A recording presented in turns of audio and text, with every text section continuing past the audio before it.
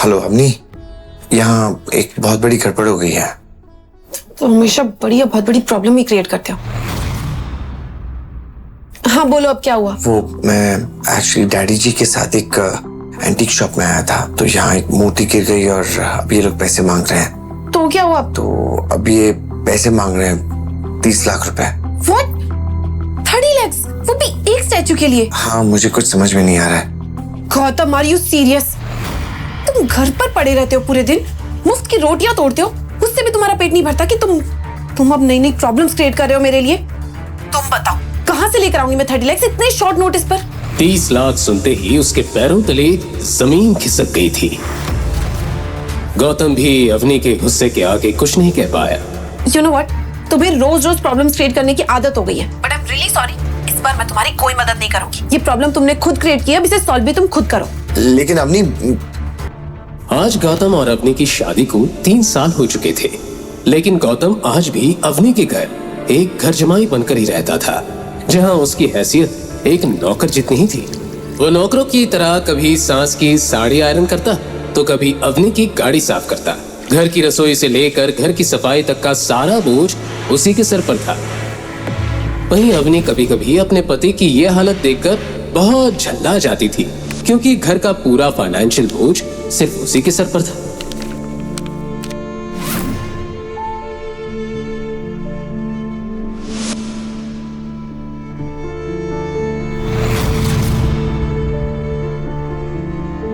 लेकिन अम्मी, ये स्टैचू पापा के हाथ से टूटा है, इसमें मेरी क्या गलती है? मुझे समझाने का मौका तो दिया होता, बिना मेरी बात सुने फोन काट दिया तुमने।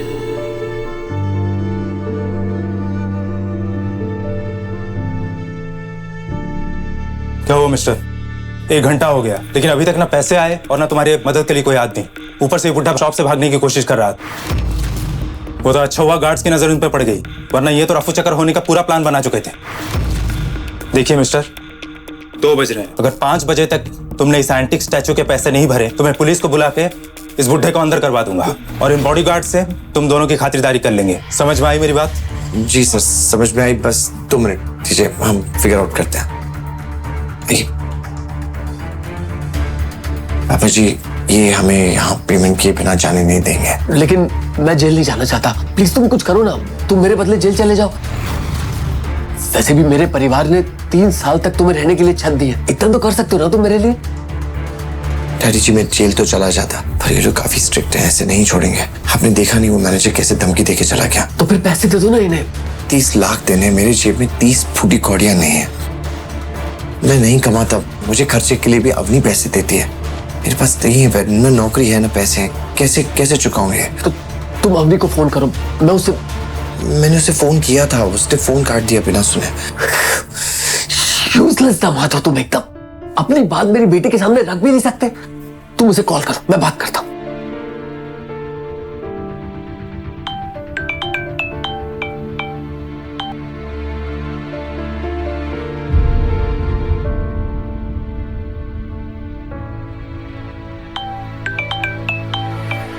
Gautam, are you mad? मैंने कहा ना मुझे काम के टाइम डिस्टर्ब मत किया करो। अब दोबारा कॉल किया ना तो। बेटा, मैं डैडी बोल रहा हूं। डैड? हाँ बेटा, मुझे तुम्हारी मदद की जरूरत है। मुझसे एक स्टैचू टूट गया और ये लोग पैसे मांग रहे हैं। नहीं दिया तो मुझे जेल भेज देंगे, ऐसा बोल रहे हैं लोग। बट डैड, आपको क्यों? ये गलती तो गौतम की है ना, तो आपको जेल क्यों? बेटा, वो दरअसल मुझसे ही टूट गया था। स्टैचू देखते हुए मैं उसकी पिक्चर्स ले रहा था, मेरा हाथ लग गया और स्टैचू नीचे गिरा और टूट गया। डैड, आप ऑलरेडी जानते हैं कि गौतम ने घर पे कितनी प्रॉब्लम्स क्रिएट कर रखी है, और आप भी मेरी लाइफ में नई नई प्रॉब्लम्स लेकर आ रहे हैं। लेकिन बेटा, ठीक है, अब बताइए आप कहाँ पर है, मैं मॉम को लेकर आती हूँ। बेटा, हम एंटीक शॉप पर है, Madhav Nagar. Okay, wait there, मैं अभी आ रही हूँ। अवनी के सामने बहुत बड़ी मुसीबत खड़ी थी, जिससे निकलना उसके लिए आसान नहीं था। दरअसल अवनी के पिता अनिल सिंह जोधपुर के अमीर परिवारों में से एक थे, लेकिन अनिल की मां गायत्री देवी हमेशा से ही गौतम और अवनी की शादी के खिलाफ थी। 3 साल पहले अवनी के दादाजी हिम्मत अग्रवाल गौतम से पुष्कर में टकराए थे, और गौतम को पहचानते ही उन्होंने अपनी फेवरेट पोती अवनी के लिए उसे पसंद कर लिया।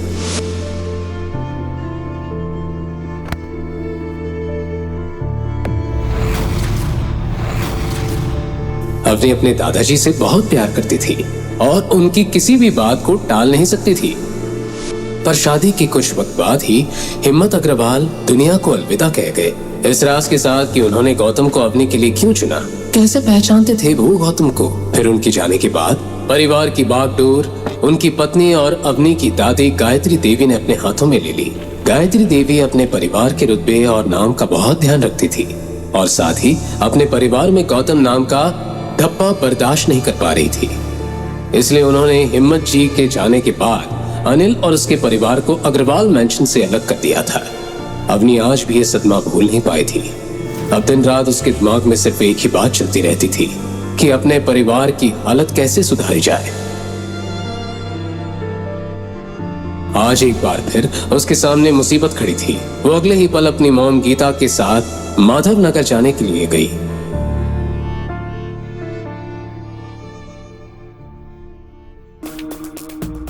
डैड, अब ठीक तो है ना? ये सब हुआ कैसे? अब दोनों इतनी महंगी दुकान में घर क्या रहे थे?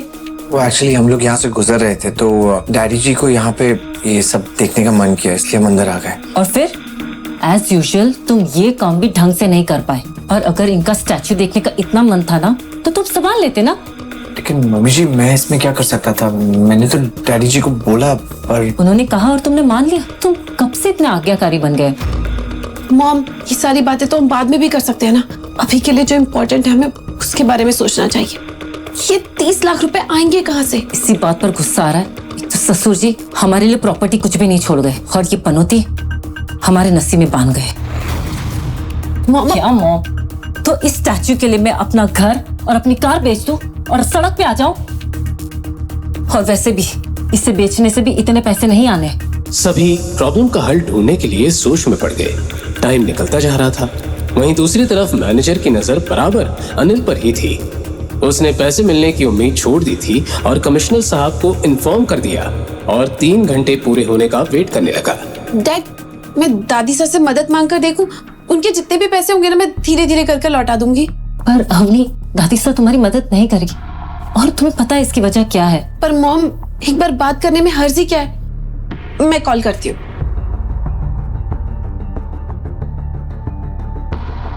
अवनी ने अगले ही पल अपनी दादी गीता देवी को कॉल लगा दिया, पर उसे यही डर सता रहा था कि गीता देवी उसका फोन उठाएगी कि नहीं। हाँ दादी साहब, मैं अरे तुम्हारा नंबर मेरे पास है, बोलो क्या काम है? गीता देवी बड़े ध्यान से उसकी बात सुन रही थी। हाँ ठीक है, मैं तुम्हें पैसे दे दूंगी, लेकिन इसके बदले में तुम्हें मेरी एक शर्त माननी पड़ेगी। शर्त? कैसी शर्त? हमारी फैमिली जल्द ही जोधपुर के सबसे बड़ी कंपनी चैरियट ग्रुप के साथ मिलकर काम करने जा रही है। अगर आज भी तुम्हारी आंखों में मेरे लिए कोई इज्जत है या मुझे अपनी दादी मानती हो तो अभी के अभी तुम गौतम को तलाक दे दो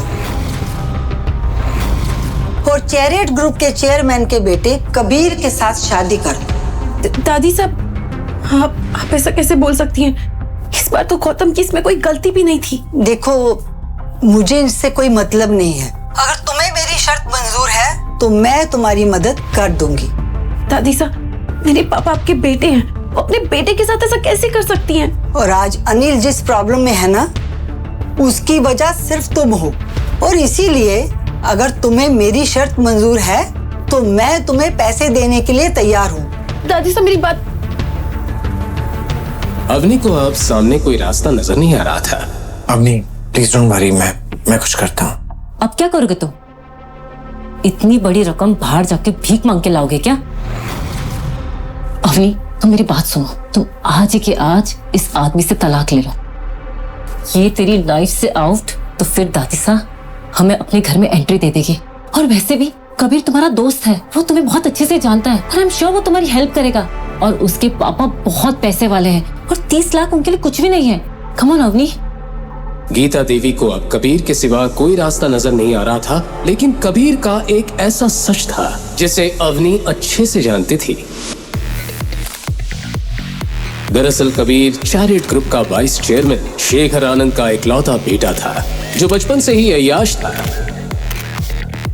लड़कियां उसकी कमजोरी थी, इसलिए हर तीसरे चौथे दिन कोई ना कोई नई लड़की उसका शिकार हो जाती थी। यूं तो उसके ऊपर बहुत सारे केस भी हुए, लेकिन शेखर आनंद के रुतबे और पैसे के आगे किसी पुलिस वाले की भी नहीं चली। कबीर ने कई बार अवनी पर भी अपने हाथ आजमाने की कोशिश की थी। वो कॉलेज में भी अवनी के आगे पीछे ही घूमता रहता था, लेकिन अवनी ने कभी उसे घास तक नहीं डाली थी। वहीं दूसरी तरफ गौतम, जो अब तक शांत था, कबीर का नाम सुनते ही गुस्से में आ गया। लेकिन इस वक्त कोई उसकी बात सुनने को तैयार नहीं था। वो तुरंत अपना फोन निकालकर शोरूम से बाहर चला गया। शोरूम के बाहर जाते ही उसने मोबाइल में एक नंबर डायल कर लिया। जैसे जैसे उसे फोन की रिंग सुनाई दे रही थी, वैसे वैसे उसकी धड़कनें तेज होती जा रही थी। मुंशी जी। माँ खड़ी होको। घड़ी खम्मा मुंशी जी, कैसे हैं आप? गौतम इस वक्त जिस शख्स से बात कर रहा था वो और कोई नहीं, उसके पापा रघुवेंद्र सिंह राठौड़ के मुंशी कमल स्वरूप थे, जो रंजौड़ की रॉयल फैमिली से बिलोंग करते हैं। गौतम रघुवेंद्र का सबसे छोटा बेटा था, जो असल में रंजौड़ के राजकुमार थे।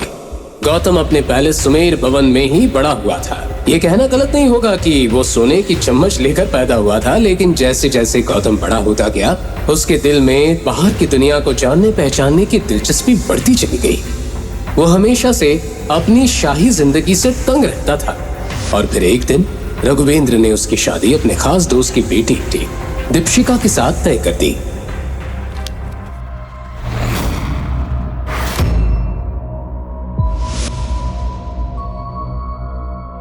हालांकि दीपशिका गौतम की बचपन की दोस्त थी। वो उससे प्यार नहीं करता था, पर उसकी फैमिली कुछ सुनना नहीं चाहती थी। इसलिए जिस दिन शादी तय हुई, गौतम सजे हुए मंडप को सूना छोड़कर भाग निकला।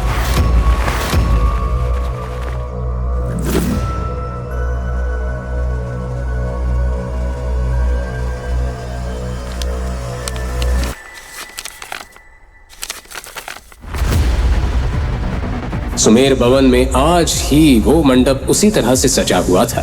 मैं तो चौंका हूँ, मस्तारी बहुत याद आवे है। हुक्म, जब से आप गए हो महल सुना हो गया है। और मुंशी जी, मैं एक मुसीबत में हूँ, आपकी मदद की जरूरत है। हम जानते हैं आप किस मुसीबत में फंसे हो। ये मुंशी तो ये भी जाने हैं कि आप इस वक्त हो कहाँ, किस फैमिली के घर जमाई बनकर रह रहे हो। आपकी सास, ससुर और पत्नी, सबके बारे में इस मुंशी के पास पक्की खबर है। गौतम पिछले 4 साल से अपने परिवार और रंजौर से दूर भाग रहा था, लेकिन उसके पापा उसकी एक चीज पर नजर रखे हुए थे। ठीक है, तो मुझे 30 लाख की सख्त जरूरत है।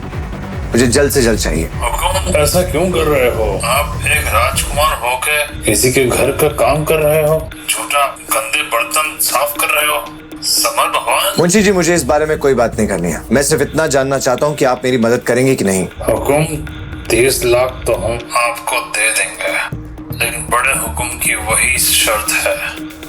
क्या शर्त है? आपको दीपशिका से शादी करनी होगी। मुंशी जी, मेरी शादी हो चुकी है।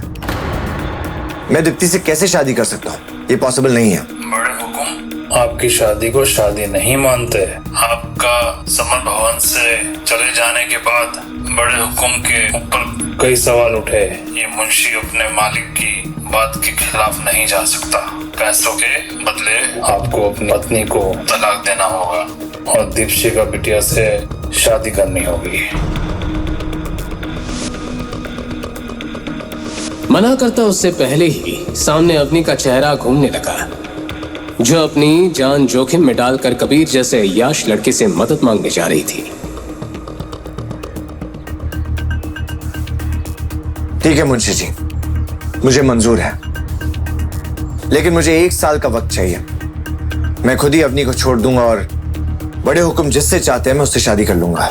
जहाँ 4 साल आपका इंतजार किया है, वहाँ 1 साल और सही। बड़े हुकुम भी ये बात सुनकर खुश हो जाएंगे। लेकिन मेरी भी एक कंडीशन है। इस 30 लाख के साथ साथ मुझे एक और चीज चाहिए। मुझे चैरियट ग्रुप चाहिए। Chariot group? लेकिन क्यों? ये सब मैं आपको बाद में समझाऊंगा। हुकुम, आपको शायद अभी बताना पड़ेगा, क्योंकि ये मुंशी इस वक्त चैरियट ग्रुप के बाहर ही खड़ा है। क्या आप चैरियट ग्रुप के बाहर हैं? हाँ हुकुम, यहाँ तो काम पड़ता ही रहता है। आप यहाँ आ जाइए, तब तक मैं चैरियट खरीदने की डील का प्रोसेस शुरू करता हूँ। ठीक है मुंशी जी, मैं अभी आ रहा हूँ। गौतम मुंशी जी के काम करने के तरीके को जानता था। मुंशी कमल स्वरूप अपनी बोली के धनी थे, जिनके आगे बड़े बड़े लोगों का मुंह बंद हो जाता था। गीता अभी भी अवनी को कबीर के पास जाने को बोल रही थी। जल्दी से पहले चेक ले आता हूँ, तभी मैं अवनी को कबीर के पास जाने से रोक सकता हूँ। अरे भैया रुकिए रुकिए, मैं बताता हूँ, चलिए आगे लीजिए, जल्दी लीजिए। गौतम को देखते ही मुंशी जी की आंखों की कोर गीली हो चुकी थी। भैया रोको रोको रोको रोको। जिस गौतम को दुनिया पिछले 4 साल से एक नॉर्मल सा इंसान समझ रही थी, उसका सच आज सिर्फ मुंशी जी ही जानते थे। गौतम आज भी इतने पैसे का मालिक था कि चैरियट जैसी 10 कंपनीज को वो पलक झपकते ही खरीद सकता था।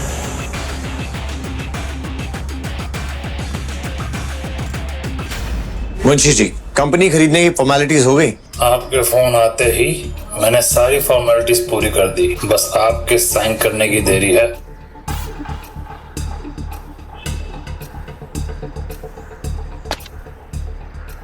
गुड, आपको मेरा एक और काम करना होगा। इस कंपनी का चेयरमैन है शेखर आनंद, और उसका एक बेटा है बिगड़ा हुआ कबीर आनंद। मैंने सुना है शेखर आनंद के इशारे के बिना इस कंपनी में पत्ता तक नहीं हिलता। बिल्कुल सही। नाइस। तो मुझे लगता है शेखर आनंद ने काफी काम कर लिया है, अब उसे आराम की जरूरत है। इस कंपनी से सीधा उसे जेल भेजने का इंतजाम किया जाए। अब इस सारी कंपनी की पावर आप ही के हाथों में है, आप जो चाहे वो कर सकते हो। आप चाहो तो खुद भी चेयरमैन की पोस्ट संभाल सकते। नहीं मुंशी जी, मुझे चेयरमैन की पोस्ट नहीं चाहिए।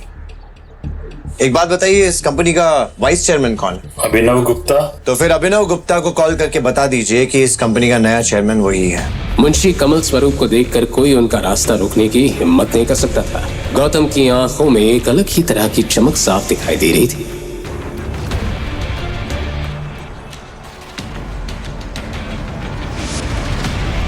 लेकिन वही दूसरी तरफ अवनी की टेंशन बढ़ती जा रही थी।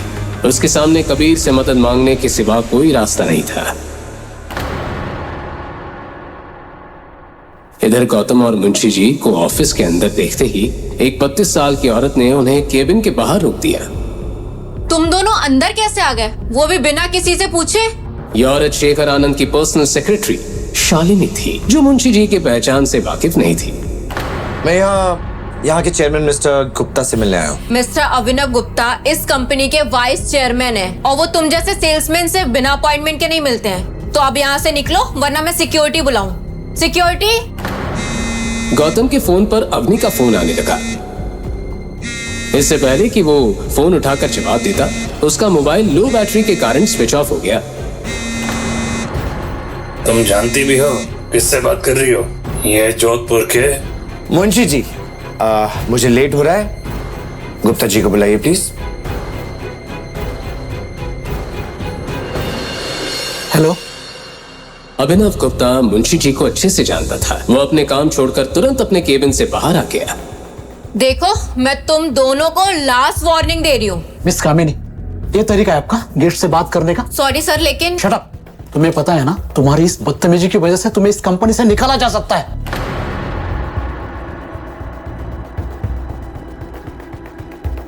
ऑफिस में शालिनी की इस तरह से बेइज्जती पहली बार हुई थी। उसने शेखर आनंद को फोन पर यह सारी बात बता दी। वहीं दूसरी तरफ गौतम मुंशी जी के साथ ऑफिस की फॉर्मेलिटी पूरी करने में लगा हुआ था। तभी उसकी नजर घड़ी पर चली गई। 4 बज चुके थे। अब उसके पास सिर्फ 2 घंटे रह गए थे। वो जैसे ही डॉक्यूमेंट साइन कर ऑफिस से बाहर जाने लगा, उसे बाहर एक आदमी दिखाई दिया, जिसकी आंखों में गुस्सा भरा था। ये सब यहाँ क्या हो रहा है? पर अभिनव, तुम्हारी इतनी हिम्मत कि तुम अपने आप को चेयरमैन कराने लगे और शालिनी को फायर कर दिया। कमीने, तेरी हिम्मत कैसे हुई? बोल। मैंने मिस्टर अभिनव को ये पावर दी है, और आज से वही इस कंपनी के चेयरमैन है। अच्छा, पर क्या मैं पूछ सकता हूँ कि आप कौन हो और इस कंपनी के अंदर जबरदस्ती कैसे घुसा है? मुंशी कमल स्वरूप। ये नाम सुनते ही शेखर आनंद के पैरों तले जमीन खिसक गई।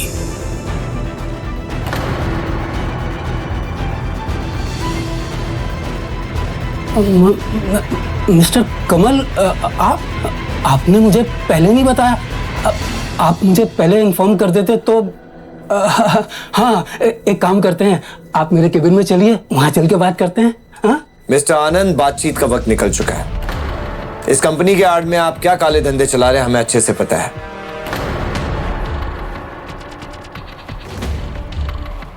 ये लीजिए। गौतम ने उनके हाथ में एक लेटर थमा दिया जिसमें साफ लिखा था कि कंपनी का नया ओनर अब गौतम था।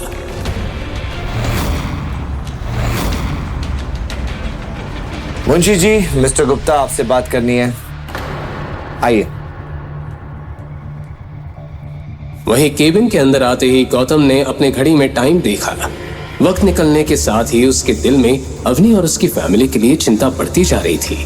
मिस्टर अभिनव, आज से आप इस कंपनी के चेयरमैन हैं। इस कंपनी के सारे फैसले आप ही लेंगे। मैं पूरी ऑनेस्टी के साथ काम करूंगा सर, आपको शिकायत का मौका नहीं दूंगा। गुड। और शेखर आनंद और कबीर आनंद का सारे कच्चा चिट्ठा मुझे चाहिए। उन्होंने बहुत लड़कियों की जिंदगी बर्बाद किया। उनके जेल जाने का वक्त आ गया है। आप टेंशन मत लीजिए सर, मेरे पास उनके खिलाफ बहुत सारे सबूत हैं मेरे लॉकर में। मुझे पता था इनके खिलाफ कोई ना कोई आवाज जरूर उठाएगा। मुझे इसी दिन का इंतजार था सर। आज मैं आपको सारे सबूत दे दूंगा सर। नाइस। मुंशी जी, मुझे देर हो रही है, मेरा चेक दे दीजिए।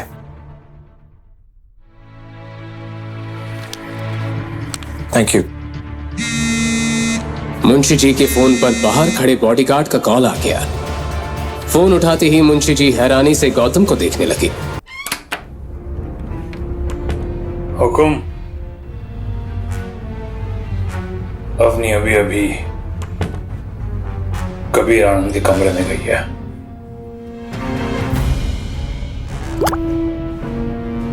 गौतम ये बात अच्छे से जानता था कि कबीर ने अवनी को अपने केबिन में क्यों बुलाया था। उसके केबिन में एक ऐसा ड्रग रहता था जिसे वो हर लड़की को उस पर इस्तेमाल करके उनका फायदा उठाता था। ऑफिस में बहुत सारे लोग इस सच्चाई से वाकिफ थे, लेकिन सभी लोग कबीर और शेखर के खिलाफ आवाज उठाने से डरते थे।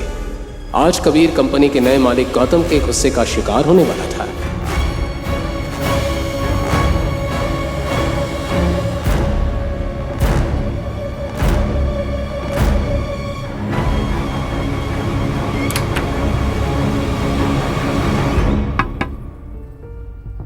कम इन। मुंशी जी की बात सुनते ही गौतम चेक लेकर कबीर के केबिन की तरफ चला गया। आपको कहीं जाने की जरूरत ना है। हुकुम ये मामला खुद देख लेंगे। और हाँ, हुकुम की असली पहचान किसी को पता नहीं चलना चाहिए। चौकी बात ना होगी। जी मुंशी जी। अब नहीं, कम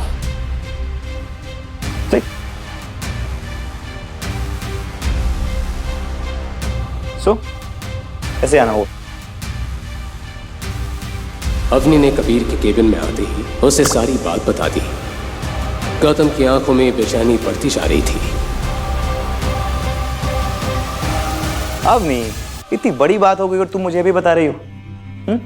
ये सब तो तुम्हें बहुत पहले बता देना चाहिए था। नहीं कबीर, मैं ड्रिंक नहीं करती। ये क्या बात हुई, तुम यहाँ तक आई हो, तुम्हें एक ड्रिंक तो लेना पड़ेगा। नहीं कबीर, मुझे बस पैसे लेकर जल्द से जल्द शॉप पर पहुंचना है। ओ हाँ, तुम्हारे पापा तुम्हारा वेट कर रहे होंगे ना। मैं भी तुम्हें चेक देता हूँ, वेट।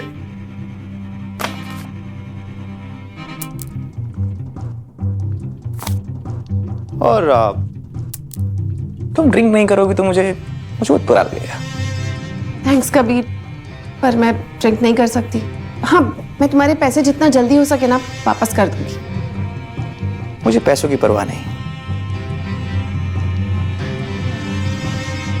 कबीर धीरे धीरे अवनी के करीब आने लगा। उसकी आंखों में उसकी मंशा साफ दिखाई दे रही थी। You know, अवनी, तुम्हारे पापा को आज जेल जाने से कोई नहीं रोक सकता, except me. Come on, Avni, just one drink. Drink लो, चेक लो और जाओ। इतना क्या सोचना।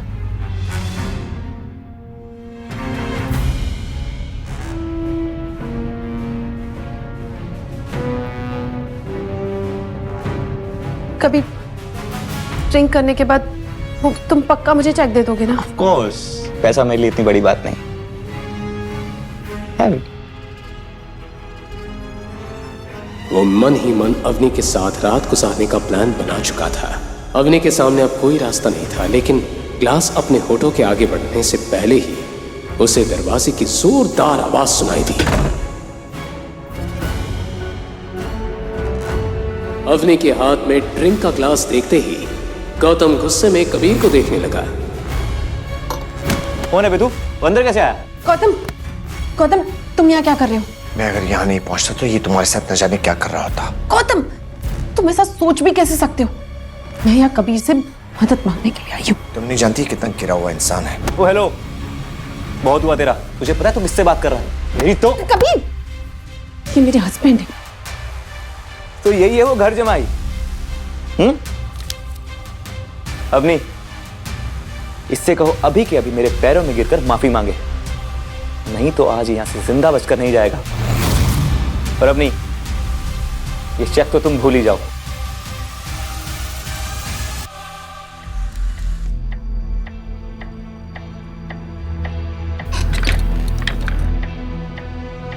You know, 3 साल पहले तुम्हारी तरह एक आदमी ने मेरे कैबिन में घुसने की कोशिश की थी।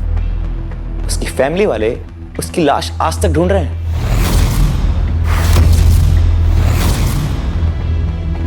गौतम, गौतम प्लीज प्लीज कबीर से माफी मांग लो ना। इससे माफी मांगो? हमने इसकी बातों से डरने की कोई जरूरत नहीं है। ये खोखली धमकियां दे रहा है। ये भौंकने वाला कुत्ता है, काटेगा नहीं। कुत्ता? कबीर, 2 टके घर जमाई, अब देखिए कुत्ता क्या करता है। आज के आज तेरी चमड़ी नहीं उधेड़ी ना तो मेरा नाम भी कबीर आनंद नहीं। गौतम। हेलो इंस्पेक्टर शिवा, मैं कबीर आनंद बोल रहा हूं। अभी कभी चेहरे आई है, किसी की चमड़ी उधेड़नी है। और अवनी, ये चेक तो तुम भूल ही जाओ, आज ये जेल जाकर रहेगा। कबीर, कबीर मैं गौतम की तरफ से तुमसे माफी मांगती हूँ प्लीज। नहीं अवनी, आज इसे जेल जाने से कोई नहीं रोक सकता। एंड फाइनली तुम उसके बाद मेरी हो पाओगी। गौतम, तुम क्या कर रहे हो? तुम जानते नहीं हो ये You're finished, man. ये थप्पड़ मारना तुम्हें बहुत महंगा पड़ेगा।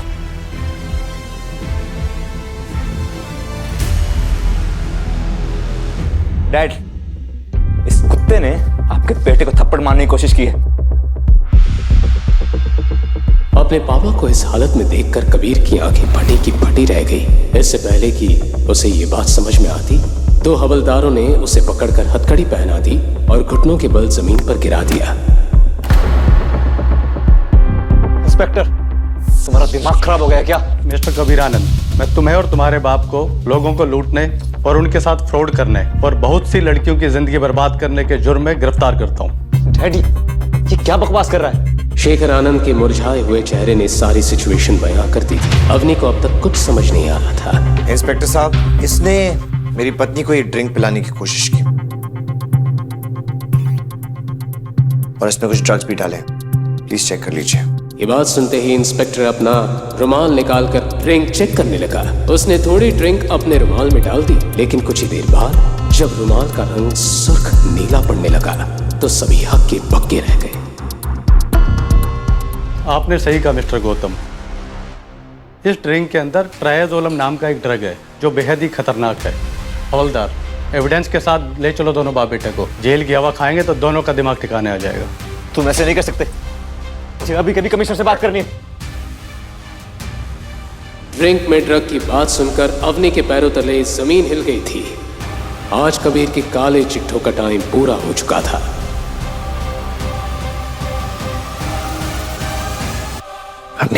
गौतम के पास बताने के लिए बहुत सारी बातें थी, लेकिन वो इस वक्त अपनी सच्चाई नहीं बताना चाहता था। अब घबराने की कोई जरूरत नहीं है। उन्हें उनके किए की सजा मिल चुकी है। गौतम ने अपनी जेब से 30 लाख का चेक निकालकर अवनी की तरफ बढ़ा दिया। ये देखो, डैडी जी को बचाने के लिए मैंने पैसों का इंतजाम कर लिया है। लेकिन इतना बड़ा अमाउंट तुमने इतनी जल्दी कैसे अरेंज किया? गौतम अगर सच बताता तो बहुत बड़ी मुसीबत में फंस सकता था, इसलिए वो बिना कुछ कहे खामोश रहा। गौतम, मैं तुमसे कुछ पूछ रही हूँ, तुम्हें ये चेक किसने दिया? वो मैंने अपने एक दोस्त से उधार लिया है। उसकी कंपनी में बहुत सारा फायदा हो गया था तो उसने मुझे उधार दे दिया।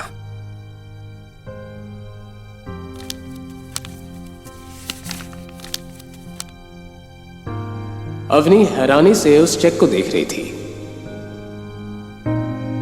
हम ये पैसे आराम से वापस कर सकते हैं, उसे पैसों की जल्दी नहीं है।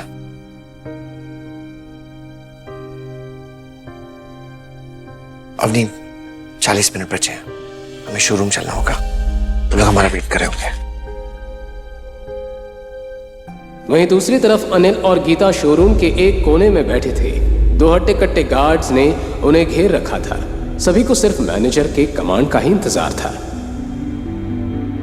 साथ ही मैनेजर ने कमिश्नर को फोन करके शोरूम आने के लिए भी कह दिया। 10 मिनट रह गए हैं और तुम्हारे दामाद और बेटी भी गायब हैं। मुझे नहीं लगता तुम लोग पैसे दे पाओगे, इसीलिए जेल जाने के लिए तैयार है। अवनी बेटा, पैसों का कुछ इंतजाम हुआ? मेरा तो जी गले तक आ गया है। मॉम डोंट वरी, ये रहा चेक।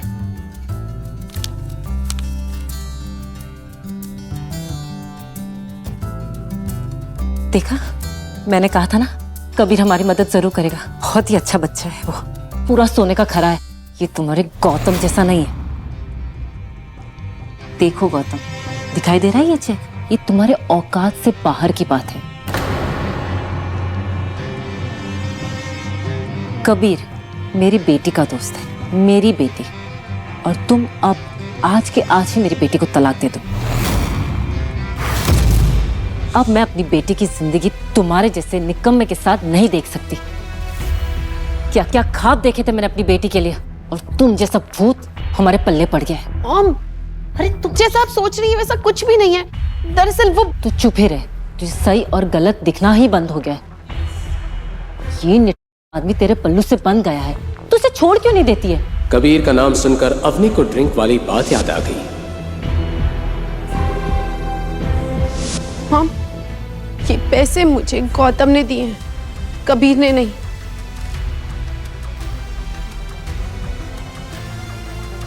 अच्छा, इसका ऐसा कौन सा दोस्त आ गया जिसने इस भिखारी को इतने सारे पैसे दे दिए? चल कॉल लगाओ, अभी के अभी अपने दोस्त को कॉल लगाओ। गौतम हड़बड़ाकर अपने आसपास देखने लगा। वहीं गीता लगातार शक भरी निगाहों से उसे देख रही थी। करो अपने दोस्त को कॉल। दरअसल मेरा दोस्त ट्रैवल कर रहा है, उसके असिस्टेंट ने मुझे चेक दिया है। आप लोग ये अपना फैमिली ड्रामा घर जाके कर लेना, मुझे चेक दे दीजिए।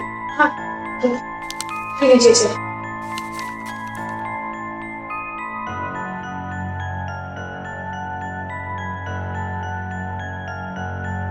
मॉम, जैसा आप कबीर के बारे में सोच रही है ना, वो वैसा नहीं है।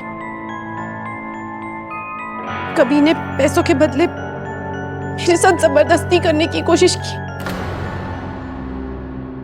और अगर गौतम बस सही वक्त पर नहीं आते ना, तो वो अपने प्लान में कामयाब भी हो जाता। ठीक तो है। गीता को अपने कानों पर यकीन नहीं हो रहा था। तुम्हें तो कुछ नहीं हुआ ना बेटा? No dad, I am fine now. तो यही सबसे बड़ी सोचने वाली बात है कि गौतम ये पैसे लाया कहां से। खैर, मुझे इन सबसे कोई मतलब नहीं है। जिंदगी में पहली बार इसने कोई ढंग का काम किया है। अरे खाक ढंग का काम किया, पता नहीं कहां से मांग के लाया होगा। हमें सबके पैसे चुकाने होंगे ना।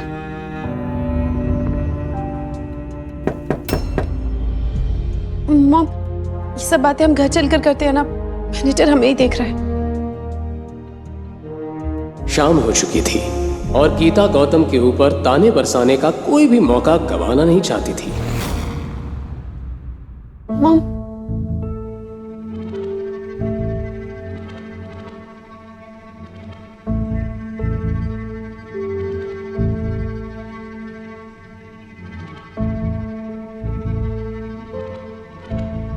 यहाँ खड़े मत रहो, मेरे लिए चाय ले आओ। जी मॉम। और सुनो, चाय में दूध और इलायची कम डालो। तुम्हारे बाप दादा ने कोई हमें खजाना नहीं दिया हुआ है, समझे?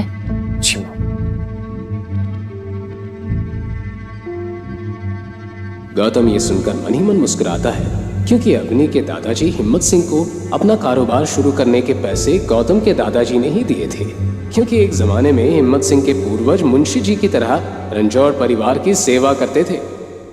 मुस्कुरा क्यों रहे हो? मुझे पता है तुम सारी मलाई खुद ही चट कर जाते हो। और सुनो, अगर चाय अच्छी नहीं बनी ना तो चाय कप में नहीं तुझ पर होगी, समझे? Thank you Avni for money you gave. लेकिन ये पैसों का क्या करना है? ये गौतम जहां से भी लाया है वापस तो देने ही होंगे ना। अभी तो यही मानो कि गले में फंदा लटका हुआ है।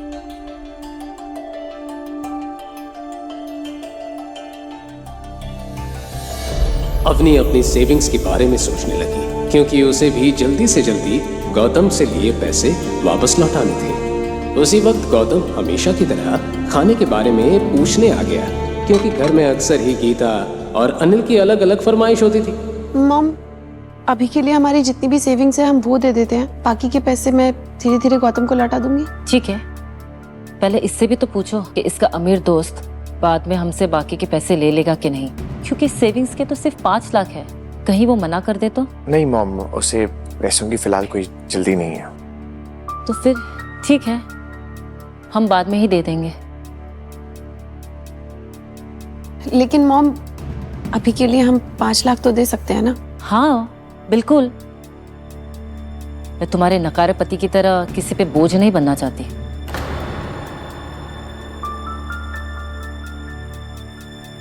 अच्छा गौतम, जब तुम पैसे रिटर्न करोगे ना अपने फ्रेंड को, तो मेरी तरफ से थैंक यू बोलना।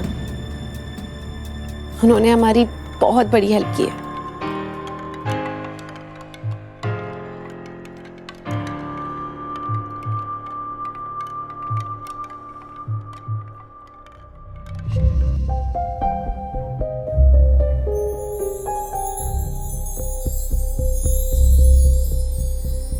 पिछले 4 सालों में गौतम घर का काम करने और खाना बनाने में इतना माहिर हो चुका था कि उसे किसी भी राजस्थानी डिश बनाने में टाइम नहीं लगता था। कुछ ही देर में सभी खाना खाकर अपने रूम में चले गए।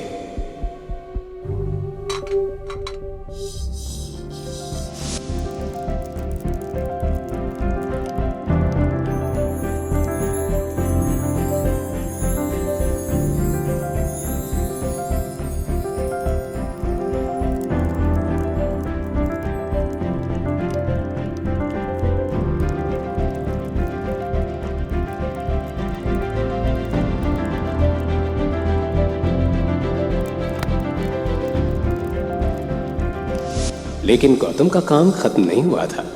वो किचन में बर्तन साफ करने में लगा था। उस गौतम ने वक्त के साथ साथ हर चीज में अपने आप को ढाल लिया था। बर्तन साफ करते हुए उसके सामने अचानक ही अवनी का चेहरा आ गया। आज पहली बार उसने अवनी की आंखों में खुद के लिए इज्जत देखी थी। वो मन ही मन मुस्कुराता हुआ इस बात के बारे में सोच रहा था कि तभी उसके मोबाइल की रिंग बजने लगी। सॉरी सर, मैंने आपको डिस्टर्ब किया। दरअसल अपॉइंटमेंट लेटर पे आपकी साइन चाहिए थी। कल कब फ्री है सर आप? मैं कल सुबह ऑफिस आ जाऊंगा। Okay sir. इतनी रात को तुम फोन पे किससे बात कर रहे थे? मैं वो क्रेडिट कार्ड वालों का बहुत फोन आने लग गया आजकल। किसी भी टाइम पे फोन करते, बहुत परेशान कर रखा है। मैं परेशान हो गया हूँ इन लोगों से।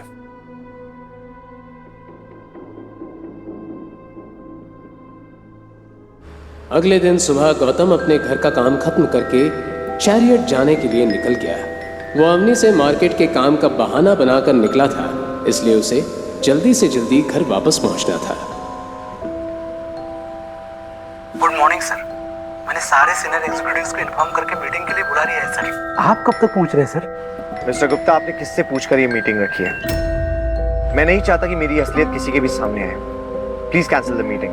आई एम सॉरी सर। मैं मीटिंग कैंसिल कर देता हूँ। आप टेंशन मत लीजिए, आपके बारे में किसी को पता नहीं चलेगा।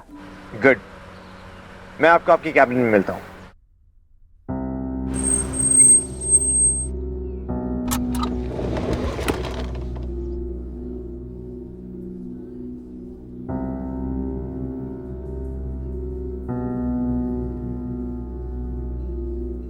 अरे जीजा सा,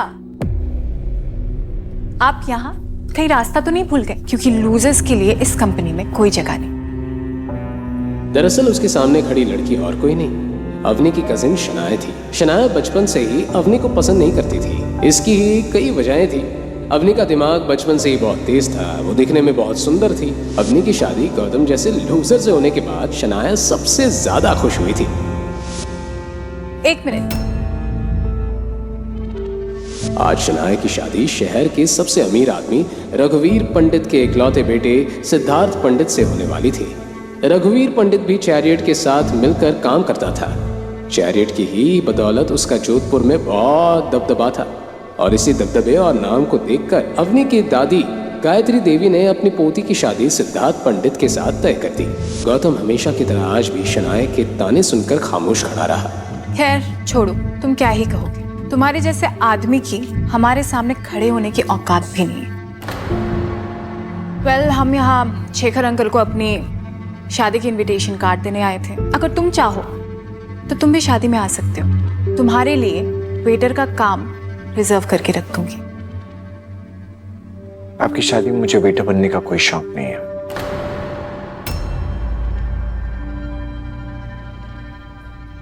गौतम के सिंपल से कपड़ों को देखकर सिद्धार्थ मन ही मन हंस रहा था, लेकिन वो इस बात से बेखबर था कि इन सिंपल कपड़ों के पीछे चैरियट का मालिक खड़ा था।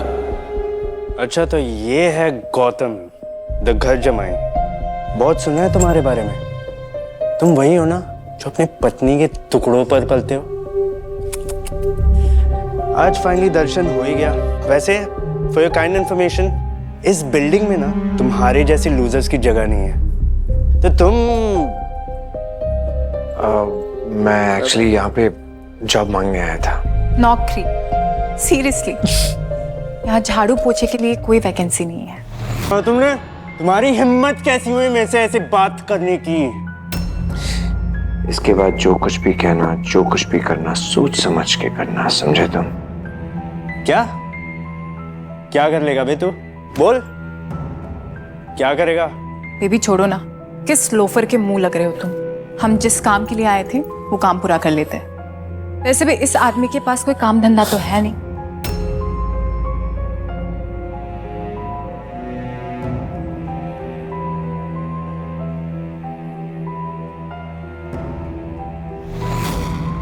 वहीं शनाया और सिद्धार्थ चेयरमैन के केबिन के साइड में आकर खड़े हो गए। सिद्धार्थ के दिमाग में अभी तक गौतम की कही हुई बात चल रही थी। छोड़ो ना बेबी, तुम अभी तक उस घर जमाई के बारे में सोच रहे हो। शनाया, उस घर जमाई ने गलत आदमी से पंगा लिया। वहीं दूसरी तरफ गौतम सीधे अभिनव के केबिन में चला गया। Please come sir. Thank you so much Gupta ji. एक बात बताइए, आप ये रघुवेंद्र पंडित और उसके बेटे सिद्धार्थ पंडित को जानते हैं? हाँ सर, जानता हूँ। रघुवीर जी हमारी कंपनी के साथ बहुत सालों से काम कर रहे हैं। ठीक है, आज के बाद से रघुवेंद्र पंडित की कंपनी के साथ चैरियट ग्रुप काम नहीं करेगा।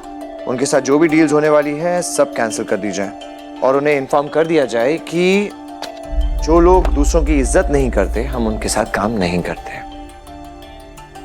क्योंकि काम जो होता है वो औकात देखकर नहीं, हालात देखकर दिया जाता है। गौतम की बात सुनते ही अभिनव समझ गया था कि गौतम ने बिना कुछ सोचे इतनी बड़ी बात नहीं की है। अभिनव ने इमीडिएटली रघुवीर पंडित को कॉल लगा दिया। गौतम मुस्कुराते हुए पास में रखी चेयर पर बैठ गया। हेलो मिस्टर रघुवीर, मैं अवतार ग्रुप का न्यू चेयरमैन अभिनव गुप्ता बात कर रहा हूँ। न्यू चेयरमैन शब्द सुनते ही रघुवीर एक पल के लिए सक पका गया। Yes mister Gupta. आपके लिए बुरी खबर है, अवतार ग्रुप आपके साथ मिलकर काम नहीं करेगा। आपके साथ हमारी जितनी भी डील साइन हुई हैं, उन्हें मैं अभी के अभी कैंसिल करता हूं। डॉक्यूमेंट आपके ऑफिस तक पहुंच जाएंगे। और हां, एक बात और, अवतार ग्रुप झाड़ू पोंछा लगाने वालों के साथ मिलकर कभी काम नहीं करता। इससे पहले कि रघुवीर ये बात समझ पाता और कुछ जवाब दे पाता, अभिनव ने फोन काट दिया और गौतम को देखने लगा। वहीं दूसरी तरफ सिद्धार्थ और शनाया चेयरमैन से मिलने का वेट कर रहे थे। ऑफिस के अंदर आते ही उसे पता लग गया था कि अवतार ग्रुप का चेयरमैन अब अभिनव गुप्ता बन गया। इस बात से सिद्धार्थ को हैरानी तो हुई, लेकिन वो अभिनव से मिलकर जाना चाहता था। बहुत देर वेट करने के बाद भी सेक्रेटरी उसे अंदर जाने नहीं दे रही थी, लेकिन अब सिद्धार्थ के सब्र का बांध टूट चुका था। और कितनी देर वेट करना होगा मुझे? आप एक बार चेयरमैन सर को कॉल कीजिए। मेरा नाम सिद्धार्थ पंडित है, वो शायद मेरे बारे में जानते होंगे। जैसे ही सिद्धार्थ की बात खत्म हुई, सेक्रेटरी के पास अभिनव का कॉल आ गया।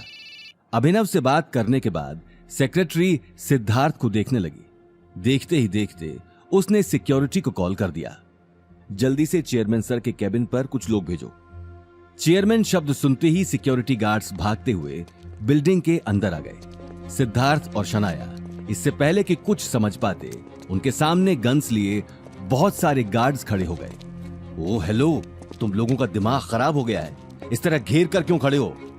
आई am sorry mister Siddharth Pandit, लेकिन आपकी कंपनी के साथ अवतार ग्रुप ने सारी डील्स कैंसिल कर दी हैं और चेयरमैन सर ने कहा है कि हम झाड़ू पोछा लगाने वालों के साथ काम नहीं करते। व्हाट? ये क्या बकवास है? सिद्धार्थ ये कहते हुए सोच में पड़ गया, क्योंकि अभी अभी उसने यही बात गौतम से कही थी। लेकिन इससे पहले कि वो इस बात के बारे में सोचता, उसे अचानक याद आया कि उनका आधा काम अवतार ग्रुप की वजह से चल रहा था। अगर आज अवतार ग्रुप उनके साथ सारी डील्स कैंसिल कर देता है तो वो रातों रात सड़क पर आ जाएंगे। ये बात सोचते हुए उसका माथा पसीने से तरबतर हो गया। मुझे चेयरमैन सर से बात करनी है। वो अचानक इतना बड़ा फैसला कैसे ले सकते हैं? कहां है सर? मैं उनसे सिक्योरिटी बाहर निकालूं इन दोनों को। सेक्रेटरी की बात सुनते ही पास में खड़े लंबे तगड़े गार्ड ने सिद्धार्थ का हाथ मरोड़कर उसे नीचे बिठा दिया। सिद्धार्थ दर्द से कराहने लगा। दर्द के मारे उसकी आंखों में आंसू आने लगे। ये सब देखकर शनाया उसे बचाने के लिए आगे आ गई। प्लीज प्लीज ऐसा मत करो, हम जा रहे हैं। शनाया का रोता हुआ चेहरा देखकर गार्ड ने तुरंत सिद्धार्थ का हाथ छोड़ दिया, लेकिन सिद्धार्थ अभी तक दर्द के मारे चीख रहा था। तभी उसके पास रघुवीर पंडित का फोन आ गया। सिद्धार्थ, तुम्हारा दिमाग खराब हो गया है। तुमने अवतार ग्रुप में जाकर क्या रायता फैलाया है, जो उन्होंने हमारे साथ सारी डील्स कैंसिल कर दी। तुम्हें शादी का कार्ड देने के लिए भेजा था या फिर ये मुसीबत खड़ी करने के लिए? पापा, मैंने कुछ नहीं किया। मैं तो यहाँ सिर्फ शनाया के साथ कार्ड देने आया था। मैं तो चेयरमैन सर से मिला भी नहीं। Shut up! मुझे तुम्हारी कोई सफाई नहीं सुननी। तुम्हें अंदाजा भी है कि तुम्हारी बेवकूफी की वजह से मुझे कितनी बड़ी कीमत चुकानी पड़ेगी। हम रोड पर आ सकते हैं। अभी के अभी वहां से निकलो और यहाँ आओ। अपनी बात खत्म कर रघुवीर ने एक झटके में कॉल काट दिया। कॉल कटने के बाद सिद्धार्थ अपने आसपास खड़े गार्ड्स को देखने लगा और बिना कुछ कहे बिल्डिंग के बाहर चला गया। उसे जाते हुए देखकर शनाया भी वहां से निकल गई। अचानक इतनी बड़ी बात ने सिद्धार्थ को अंदर तक हिला दिया था। वो अभी तक समझ नहीं पाया कि असल में हुआ क्या। कार में बैठते ही अचानक उसका ध्यान गौतम के साथ हुई बहस पर चला गया। शनाया, मुझे लगता है ये सब उस गौतम का ही किया धरा है। शनाया तुरंत बोली, क्या? वो स्टूपिड क्या कर सकता है? उसकी औकात अवतार ग्रुप में सफाई करने की भी नहीं है। मुझे नहीं लगता कि वो कुछ कर सकता है। लेकिन इसके पीछे जो भी गड़बड़ है, मुझे पता करना ही होगा। सिद्धार्थ अगले ही पल शनाया के साथ अपनी कार लेकर निकल गया, लेकिन उसके मन में कहीं ना कहीं शक का बीज पैदा हो चुका था।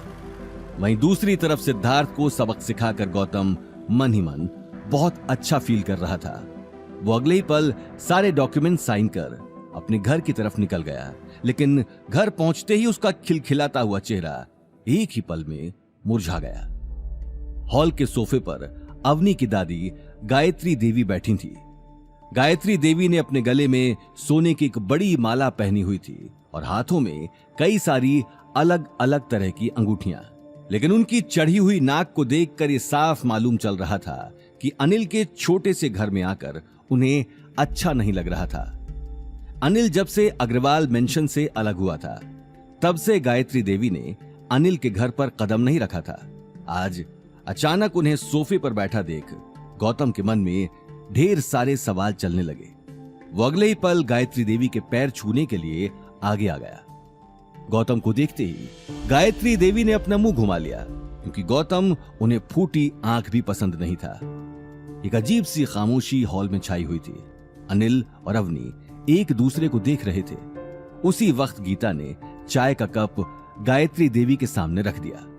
ये लीजिए मासा चाय। गायत्री देवी बिना कप को हाथ में लिए उसे सूंघने लगी।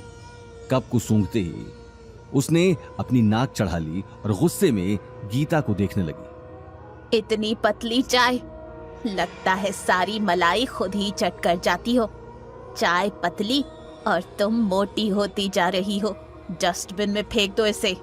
ये बात सुनते ही गीता ने अपना सर नीचे कर लिया। जैसे गीता गौतम को ताने कसने का एक भी मौका नहीं छोड़ती, वैसे ही गायत्री देवी गीता को जलील करती है। सुनो तुम सब, मैं यहाँ बस शनाया की शादी का कार्ड देने आई हूँ। शनाया का होने वाला ससुराल हैसियत में हमसे बहुत बड़ा है और बहुत पैसे वाला है। वैसे तो मैं चाहती नहीं थी कि तुम लोग शादी में आओ, लेकिन पार्टी में आने वाले लोग इस बात को लेकर तमाशा खड़ा कर देंगे, क्योंकि तुम लोगों ने समाज में हमारा नाम जो बहुत रोशन कर रखा है। ये बात कहते हुए गायत्री देवी घूरकर अवनी और गौतम को देखने लगी। उसकी आंखों में गुस्सा भरा हुआ था। इसलिए शादी में आ जाना, पर खाली हाथ नहीं, महंगा गिफ्ट ही लेकर आना। पार्टी में बड़े बड़े लोग आने वाले हैं, उनके सामने 500,000 वाला बुके लेकर मत आ जाना। अनिल का भाई सौरभ शनाया की शादी में 35 लाख की कार गिफ्ट कर रहा है। अब इतनी महंगी कार देने की तो तुम्हारी औकात है नहीं, तो कम से कम 5 लाख का नेकलेस ही ले आना। ये बात सुनते ही अवनी के पैरों तले जमीन खिसक गई, क्योंकि परिवार की सेविंग्स का सारा पैसा उसने गौतम के दोस्त को दे दिया था। लेकिन दादी साहब, 5 लाख तो बहुत ज्यादा है। हम लोग इतना महंगा गिफ्ट नहीं दे पाएंगे। हाँ मासा, अब देखिए ना, फैमिली की कोई सेविंग भी नहीं है, तो इतना महंगा गिफ्ट। किडनी बेचो या घर, मैं नहीं जानती, पर गिफ्ट कम से कम 5 लाख का होना ही चाहिए। गायत्री देवी की गुस्से भरी आवाज सुनकर सभी एक दूसरे की शक्ल देखने लगे। अपनी बात खत्म कर गायत्री देवी गुस्से में घर से बाहर निकल गई। हॉल में एक अजीब सी टेंशन का माहौल छा चुका। वाह, बताओ, 5 लाख तो ऐसे कह गई जैसे 5 रुपए हो। शनाया की शादी को लेकर तो हर बात में इतना सोच रहे हैं। अवनी की शादी में इन लोगों को क्या हो गया था? अवनी की शादी में जितने भी लोग आए थे, मैंने एक एक के लिफाफे देखे हैं। किसी ने 500 के ऊपर लिफाफे में नहीं डाले। फोकट में इतना सारा माल खाकर निकल गए। और आज शनाया की शादी में 5 लाख का गिफ्ट, 35 लाख की गाड़ी। भगवान ही जाने ये कैसी लीला चल रही है। हाँ, लेकिन गीता, अब माँ ने कहा है तो देना पड़ेगा ना। क्या देना पड़ेगा? तुम्हारा दिमाग ठिकाने पर है कि सोते वक्त तकिए के नीचे रख दिया था? तुम्हारी जानकारी के लिए बता दूं कि हमारे ऊपर अभी भी 27 लाख का कर्जा है। कहाँ से लाएंगे इतने महंगे गिफ्ट के लिए पैसे? लेकिन माँ यहाँ से बहुत गुस्से में गई है। हम एक काम करते हैं, ये घर गिरवी रख देते हैं, नेकलेस भी आ जाएगा और बाकी बचे पैसे गौतम के दोस्त को दे देना। डैड, आप कैसी बातें कर रहे हैं? हम सिर्फ शनाया की शादी में महंगा गिफ्ट देने के लिए अपना घर तो गिरवी नहीं रख सकते, वो भी दादी सा की झूठी शान के लिए। हाँ, और घर गिरवी रख देंगे तो रहेंगे कहाँ? सड़क पर। ये बात कहते हुए गीता गुस्से में अनिल और गौतम को देखने लगी। गौतम अगले ही पल अपनी नजर घुमाकर अवनी को देखने लगा। इस वक्त उसकी कुछ बोलने की हिम्मत नहीं हुई। अवनी बेटा, मेरे पास कुछ पैसे हैं, हम लोग सस्ता सा नेकलेस ले लेते हैं। यस मॉम, आजकल बहुत अच्छे डुप्लीकेट डिजाइन आए हैं जो क्लासी भी है और शनाया डेली वेयर में भी यूज कर सकती है। गौतम, कार निकालो, लेट्स गो। कुछ ही देर में सब जोधपुर के ओल्ड मार्केट की तरफ निकल गए। ओल्ड मार्केट की बड़ी सी ज्वेलरी शॉप के बाहर आकर गौतम ने कार रोक दी। ये जोधपुर की एक बहुत फेमस ज्वेलरी शॉप थी, जहां कई शादी करने वाले लोग अपनी शादी की शॉपिंग करने आते थे। शॉप की चकाचौंध को देखकर अवनी को अपने बजट का ध्यान आ गया, जो शायद ना के बराबर ही था। लेकिन कुछ देर सोचने के बाद सभी लोग एक शॉप के अंदर चले गए। शॉप के अंदर घुसते ही एक मोटा आदमी उन सभी को देखकर मुस्कुराने लगा। उस आदमी ने अपने हाथ और अपने गले में बहुत सारा गोल्ड पहन रखा था, जिसे देखकर यह साफ मालूम चल रहा था कि वो ही दुकान का मालिक है। खम्मा घड़ी सा खम्मा घड़ी, आओ आओ, कहीं क्या दिखाऊं? हमें नेकलेस और इयररिंग्स देखने हैं। हाँ, या लियो, या देखो, एक से एक डिजाइन है। शॉप ओनर ने अगले ही पल एक के बाद एक बहुत सारे महंगे नेकलेसेस का ढेर लगा दिया। अवनी हर नेकलेस को देखने से पहले उसकी प्राइस का अंदाजा लगा रही थी। सभी नेकलेस उसके बजट से बाहर थे। गौतम भी इस बात को समझ चुका था। इतना सारा ढेर लगाने के बाद भी अवनी ने अब तक कुछ पसंद नहीं किया था। ये देखकर शॉप ओनर बुरी तरह से झल्ला गया। साथ ही गौतम और अवनी को इशारों में बात करते देख उसे लगा कि कहीं ये फ्रॉड तो नहीं, जो ऊपर से खानदानी पर अंदर से कंगाल हैं और यहां चुपके से अपना हाथ साफ करके चले जाएंगे। उसने अगले ही पल बाहर खड़े गार्ड को इशारा कर दिया और गार्ड्स तुरंत अंदर आ गए। साथ ही अवनी, गौतम और गीता पर नजर रखने लगे, जिसे देख अवनी और गीता घबरा गए। आखिर क्या होगा? शॉप ओनर का अगला कदम। गार्ड्स को देखते ही गीता और अवनी हड़बड़ा गईं। गौतम डेलिब्रेटली अवनी और गीता का टेंशन एक सुंदर नेकलेस की ओर लगाता है और अवनी अगले ही पल उन्हें नजरअंदाज करके नेकलेस ट्राई करने लगी। अजय, मैं थारे सामने इतना महंगा महंगा डिजाइन को ढेर लगा दियो, अब या में भी थारे को पसंद को नहीं आ रही हो तो मने बता दो। नहीं, ऐसी बात नहीं है, मुझे इसमें से पसंद है, लेकिन काय भाई जी, मैं तने झूठ को नहीं बोल रही हो। दुकान माले खूब ग्राहक आवे है, लेकिन मैं कदे काउंटर से उठकर कीणो गहना कौन दिखाऊं? हमारी दुकान का सेल्समैन ही दिखावे है। थैंक यू, मैं इसमें से पसंद कर लेती हूँ। ये बात कहते हुए अवनी टेबल पर रखा नेकलेस ध्यान से देखने लगी। उस नेकलेस की चमक से ये साफ पता चल रहा था कि वो बहुत महंगा नेकलेस था, जिसके ऊपर ग्रीन स्टोन्स का काम किया हुआ था और बहुत ही खूबसूरत डिजाइन पूरे नेकलेस पर बनाए हुए थे। लेकिन अवनी की सुई कहीं ना कहीं उसी नेकलेस पर आकर अटक चुकी थी। गौतम उस नेकलेस को देखकर अवनी की आंखों में आई गहरी चमक को देख रहा था। उसका मन हुआ कि वो अभी के अभी अवनी के लिए वो नेकलेस खरीद ले। अजी, ये तो बहुत ही रेयर पीस है, प्योर जोधपुरी डिजाइन, काम भी चोखो और डिजाइन भी चोखो। भाई जी, थे पहन कर देखो। ये कहते हुए ओनर ने टेबल से वो नेकलेस निकाल लिया। नहीं नहीं, ये बहुत एक्सपेंसिव लग रहा है, हमारा बजट सिर्फ 50,000 है। 50,000 सुनते ही शॉप ओनर का दिमाग सनक गया। उसके चेहरे का रंग लाल पड़ गया। अगले ही पल वो टेबल पर रखे नेकलेस गुस्से से समेटने लगा। आसपास खड़े बाकी के सेल्समैन और गार्ड्स भी अपना काम छोड़कर अपने सेठ को देख रहे थे। क्या हुआ? आप ये सारे पीसेस समेट क्यों रहे हैं? तो काय करूं, थाने पैक करके दे दूं। अरे भाई जी, जब थारो बजट है ही कोई नहीं तो ये बात तो मने पहले बतानी चाहिए थी। बेमतलब मारो टाइम खराब कर दियो। अरे ऐसी बात नहीं है, हम नेकलेस ले तो रहे हैं, बस हमें थोड़ा सस्ता चाहिए। अरे भाई जी, जब अतरा महंगा गहना लेने की हैसियत ही कोनी तो मने बता देते। पता नहीं कहां कहां से आ जावा है, खामखा इतना महंगा महंगा सेट खुलवा दिया।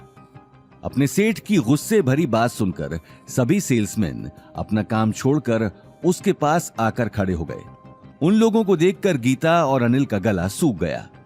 मैडम, पहले बोल देते कि आपका बजट नहीं है, और जो नेकलेस आपने देखा वो भी बहुत रेयर है। आपको देखने से पहले ही बोल देना चाहिए। अरे तो हम क्या करें, यही साहब हमारे सामने ज्वेलरी का ढेर लगा रहे थे, इसमें हमारी क्या गलती है? वाह भाई, उल्टो चोर कोतवाल ने डांटे। माने तो घनी देर पहले ही समझ में आ गया था कि थारी जेब में पैसा कोनी, बस महंगो सामान महंगो सामान। बस बहुत हो गई थारी बात, कब से सुन रही हूँ। राजू, ले पुलिस ने फोन कर हमारी दुकान में आके मनाई धमकी। देखते ही देखते बात बढ़ने लगी। ये देखकर अवनी का गला सूख गया। सामने खड़े सेल्समैन अब उसकी बात सुनने को भी तैयार नहीं थे। गौतम चलो हम कहीं और चलते हैं। मैडम कहीं और जाकर उनका भी टाइम खराब मत कर देना। ये बात सुनते ही काउंटर से दूसरा सेल्समैन निकलकर बाहर आ गया और गुस्से में गौतम और अनिल को देखने लगा। अरे सर, इन लोगों की वजह से ही मार्केट बदनाम होता है। मैंने कल भी इन दोनों को एंटीक मार्केट में देखा था। वहां भी ऐसे टाइम पास करने के लिए शोरूम में घुस गए और 30 लाख का एंटीक स्टैचू तोड़ दिया। और जब पैसे भरने की बारी आई तो वहां से 9 2 11 होने लगे। अच्छा, तो ये वही लोग हैं। अब मुझे समझ में आया। अपनी बीवी के लिए कुछ नहीं खरीद सकता, इसलिए महंगा नेकलेस देखकर उसे चोरी करने का इरादा है इसका। क्या कहा तुमने? तुम्हें कैसे पता कि मैं खरीद सकता हूं कि नहीं? गौतम के मुंह से निकली आवाज ने सभी को हिला दिया था। दुकान का सेठ अब किसी भी पल गौतम के ऊपर हाथ उठाने के लिए तैयार था। ये देखकर अवनी के सिर से पसीना आने लगा और उसका दिल जोरों से धड़कने लगा। अरे वो नेकलेस 12 लाख को है, तू खरीद सके है कई, और खरीद सके है तो फिर लापीसा दे। तमाशा लग चुका था। दुकान में मौजूद कुछ कस्टमर्स की निगाहें भी गौतम और अवनी पर टिकी थी। गौतम चाहे तो वो अभी के अभी अवनी के लिए पूरी दुकान खरीद सकता था, लेकिन इस वक्त वो अपनी पहचान किसी को बताना नहीं चाहता था। वहीं गीता गौतम की चुप्पी को देखकर मन ही मन उसे कोस रही थी। अवनी ने सभी लोगों की सवालिया निगाहों से बचने के लिए दुकान के ओनर के सामने हाथ जोड़ लिए। उसकी आंखों में नमी साफ दिखाई दे रही थी। इससे पहले कि उसकी आंखों से आंसू गिरते, वो अपने आप को संभालते हुए बोली, सेठ जी, मुझसे बहुत बड़ी गलती हो गई। मुझे पहले आपको अपना बजट बता देना चाहिए था। आपके पास 50,000 तक की कोई ज्वेलरी नहीं है तो कोई बात नहीं। भाई जी, या बात कोनी, हमारे पास तो हर तरह का गहना से, लेकिन थे बताओगे वो हिसाब से ही तुम्हें पतो चलेगो। ये बात कहते हुए शॉप ओनर गुस्से भरी नजरों से गौतम को देखने लगा। उसने अगले ही पल पास में खड़े सेल्समैन को ज्वेलरी दिखाने का इशारा कर दिया। अवनी ने अपना मन मारकर कुछ ही देर में एक सिंपल सा नेकलेस पसंद कर लिया, जिसकी कीमत 60,000 थी। अवनी नेकलेस पैक करवाकर गीता को देखने लगी। मॉम, इन्हें पैसे दे दो। पूरा मूड खराब कर दिया, और ये सब हुआ इस मनहूस गौतम की वजह से। सीना फुलाकर इतनी बड़ी शॉप पर ले आया, जैसे कि इसकी जेब में पैसा भरा हो। गीता ने बड़बड़ाते हुए गौतम से अपना पर्स छीन लिया, जो गौतम ने पकड़ा हुआ था। गीता ने तुरंत अपने पर्स से पैसे निकालकर कैश काउंटर में जमा करवा दिए और गौतम को गुस्से में देखते हुए शॉप से बाहर निकल गई। अनिल और अवनी भी उसके पीछे नेकलेस का बैग लेकर बाहर निकल गए, लेकिन गौतम अभी तक वहीं खड़ा शॉप ओनर को गुस्से में देख रहा था। क्या हो गया भाया, गई थारी बींदड़ी। जब जेब में पैसा ना होवे ना, तो आदमी ने हवा में ना उड़नो चाहिए। ये बात सुनते ही गौतम गेट से बाहर निकल गया, लेकिन उसके गुस्से का गुबार अभी तक खत्म नहीं हुआ था। बाहर पहुंचते ही उसने देखा अवनी कार के बाहर उसका वेट कर रही थी। अवनी, तुम लोग घर जाओ, मैं थोड़ी देर में आता हूँ। ये बात सुनते ही कार में बैठी गीता के कान खड़े हो गए और वो कार से उतर गई। अभी और क्या बाकी रह गया है करने को? अंदर इतनी बेइज्जती करवाने के बाद भी तेरा पेट नहीं भरा? तू ही हमें इतनी महंगी शॉप पर लेकर आया था, अब पता नहीं इसके बाद क्या नया। आप गलत समझ रही हैं मम्मी जी। मैं यहाँ से सब्जियां खरीदने जा रहा हूँ। डिनर के लिए घर में कुछ नहीं है। अरे जाने दो गीता, मार्केट जाए या कहीं और जाए, हमें क्या मतलब। कम से कम थोड़ी देर तो हमें इसकी मनहूस शक्ल नहीं देखनी पड़ेगी। ये बात सुनते ही गीता कार में वापस बैठ गई। अवनी के दिमाग में अब तक नेकलेस की बात चल रही थी। वो भी बिना कुछ कहे कार में बैठ गई और एक झटके में वो तीनों घर की तरफ निकल गए। गौतम वहीं खड़ा उन्हें जाते हुए देखता रहा। अपनी आंखों से अवनी की कार ओझल होते ही उसने अपनी शर्ट की बाहें चढ़ा ली और दोबारा उसी ज्वेलरी शॉप पर चला गया। शॉप में अब भीड़ बढ़ चुकी थी। ओनर के साथ साथ सभी सेल्समैन कस्टमर्स को अटेंड करने में लगे हुए थे। उसी वक्त शॉप ओनर के सबसे पालतू सेल्समैन की नजर गौतम पर चली गई और वो काउंटर से निकलकर गौतम के सामने खड़ा हो गया। सर, अभी शॉप पर बहुत सारे कस्टमर्स हैं, इसलिए प्लीज यहाँ से चले जाइए। वो 12 लाख वाला नेकलेस निकालो, मैं उसे खरीदना चाहता हूँ। गौतम की बात सुनते ही सभी सेल्समैन हंसने लगे। ओनर भी अपनी हंसी पर कंट्रोल नहीं कर पा रहा था।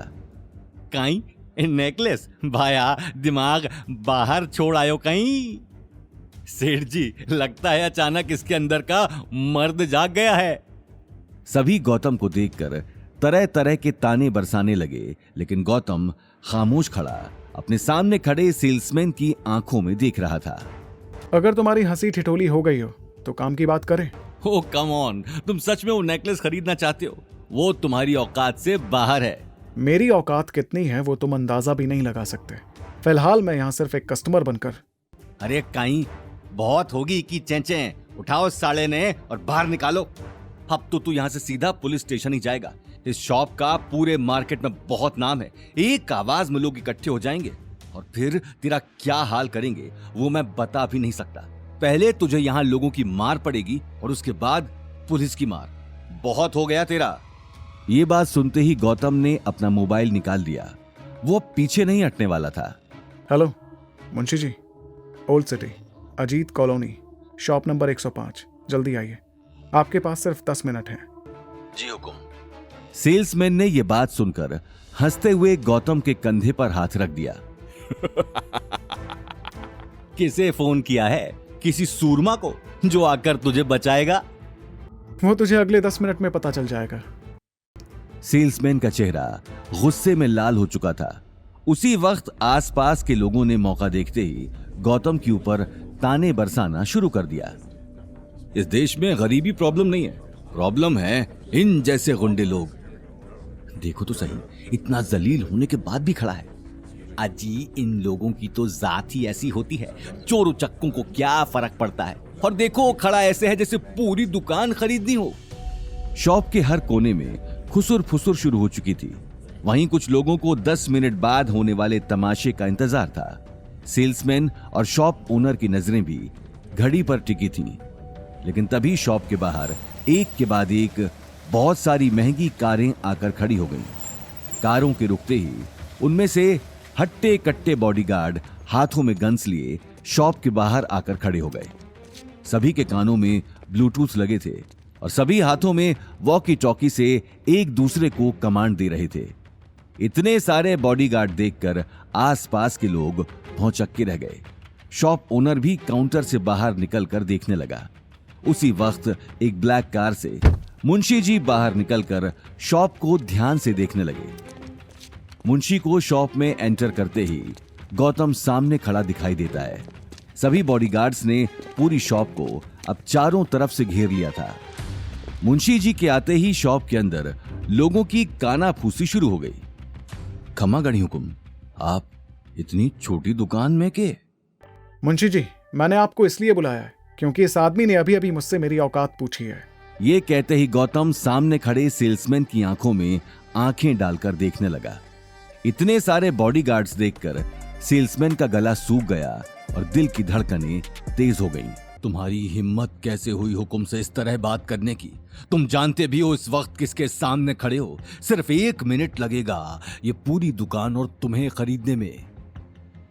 मुंशी जी की तेज आवाज सुनते ही 2-3 गार्ड्स शॉप के अंदर आ गए और घूरकर शॉप ओनर को देखने लगे। उन हट्टे कट्टे गार्ड्स को देखते ही ओनर का गला सूख गया। मुंशी जी गुस्से में उसे देखने लगे। ओनर गौतम के रुतबे और ताकत को पहचान चुका था। साथ ही उसके सारे सेल्समैन भी समझ चुके थे कि गौतम भले ही दिखने में आम आदमी था, लेकिन उसकी असलियत कुछ और थी। गौतम ने देखते ही देखते मुंशी जी को इशारा कर दिया। मुंशी जी उसी वक्त कार से एक बड़ा सा बैग निकालकर गौतम को दे देते हैं। गौतम ने बड़ी शान से बैग खोलकर टेबल पर रख दिया। बैग खुलते ही सभी के मुंह हैरानी से खुले के खुले रह गए। बैग पैसों से लबालब भरा हुआ था। इतना पैसा वहां मौजूद सेल्समैन ने शायद पहली बार ही देखा था। वहीं दूसरी तरफ शॉप ओनर के पैर कांपने लगे।